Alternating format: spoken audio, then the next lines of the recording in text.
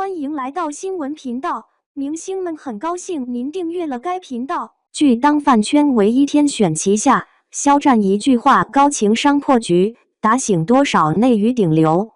有人骂他是被捧出来的流量，有人夸他是天选旗下，而肖战自己一句话把火给灭了。每个遇到好角色的演员都是天选之人。说实话，我看到这段采访的时候有点愣住，这哥们儿的脑子和嘴是真的清醒。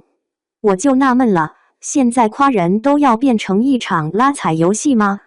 网上一堆人喊旗下只能是肖战，还给他贴个官方天选的标签，看着像夸，其实很容易把别的演员架在火上。而肖战接受采访的时候，很轻松地笑着说，大家这么夸，他当然感谢。可他觉得是故事好，角色好，每个演员能遇到这样的机会，都是天选旗下。这话一出来，谁还能说他端着？而这个采访也不是小道消息，是正规媒体问的，像新华社客户端、扬子晚报、广州日报这类都报道了他最近在十日中烟剧组的情况，说这剧是根据同名小说改编，现实悬疑题材，肖战演的就是大家吵得很凶的旗下。有媒体提到杀青还没到，热搜倒是先跑在前头，这阵势有点意思。天选这俩字，这2年真算被玩坏了。什么天选打工人，天选 CP， 天选股民，但凡沾上天选就自带光环。而到肖战这儿，粉丝说他是天选旗下，有爱没错，可网上一放大就成了好像这个角色只属于他，只要换个人演就立刻不行。你看这味儿就开始不对劲了。圈里有个做选角的朋友跟我聊天，说现在观众老爱把演员和角色捆死在一块，谁演火了一个形象，后面大家就觉得那就是他本人。肖战这次直接反过来，他把功劳往剧本、角色上推，等于是在给整个行业留余地，也给其他演员留空间。说白了，人家不靠封神吃饭，他靠作品。而这话放在他的经历里看，带劲的地方就出来了。大家别忘了，2019年靠《陈情令》爆红的时候，全网都喊他天选魏无羡。后面那场网络风波有多难看，大家心里有数，公开报道也写了，那阵子他几乎消失在镜头前。有媒体报道过，他那段时间几乎只在剧组里拍戏、沉淀，综艺不接，乱七八糟的曝光不碰，就闷头干活。我记得有个行业内部的说法，别人红了之后是上综艺，他是直接回剧场。他说过一句话，大意是演员最重要的还是作品舞台。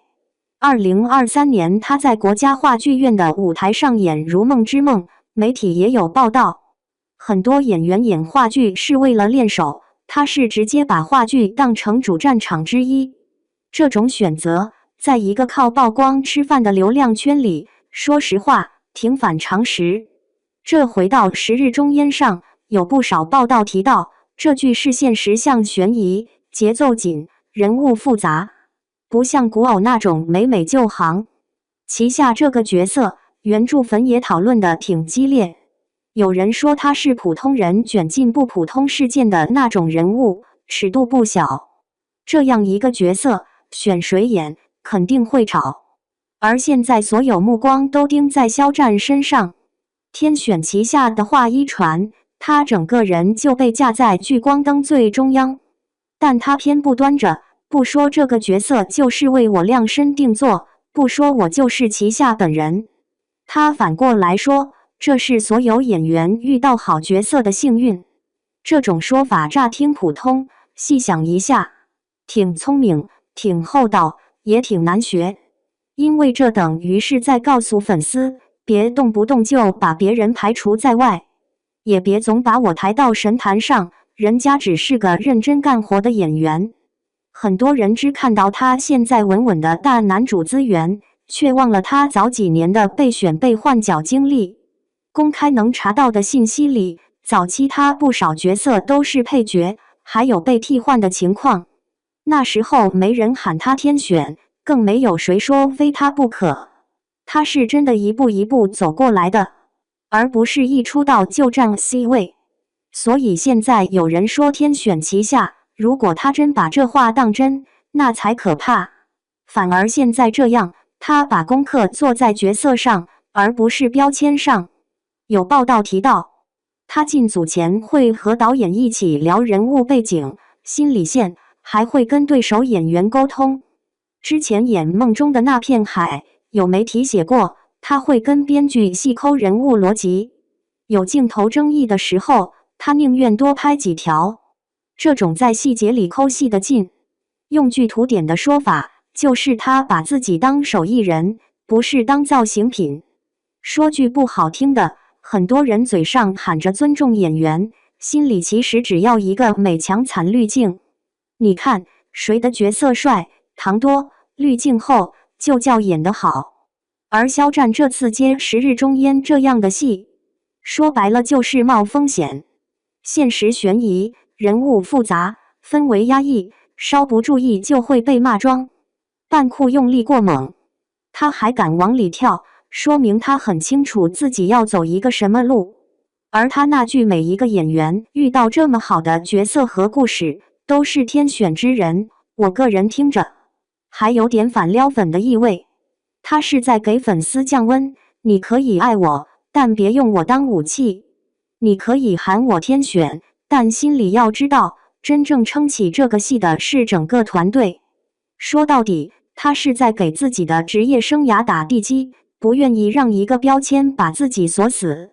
我记得前2天刷到一个路人视角的小短视频，是路透拍到他在剧组休息时，跟现场工作人员说话，语气挺客气，还频频点头。